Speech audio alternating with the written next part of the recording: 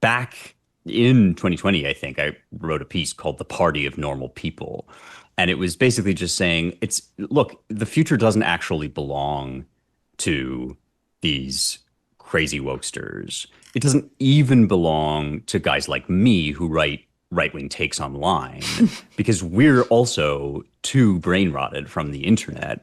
It belongs to people that want to live in the basically normal world of basic realities. Like there are men and there are women, they're the same species, but they have many differences. We want to keep deaths to a minimum, but we want to live life, even in the midst of our problems. All of these sort of very, very general and widely popular ideas that have suddenly become completely beyond the pale.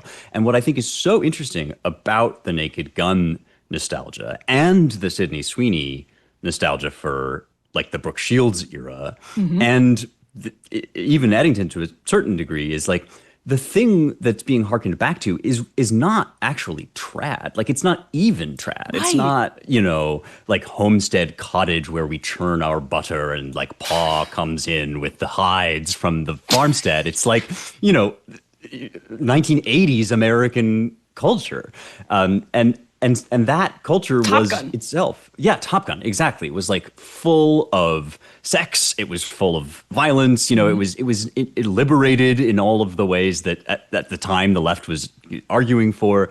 And I don't think people are nostalgic for anything other than that, because I think that's basically where the center of gravity in American culture is. And for a while, we lived in this artificial world where that was forbidden.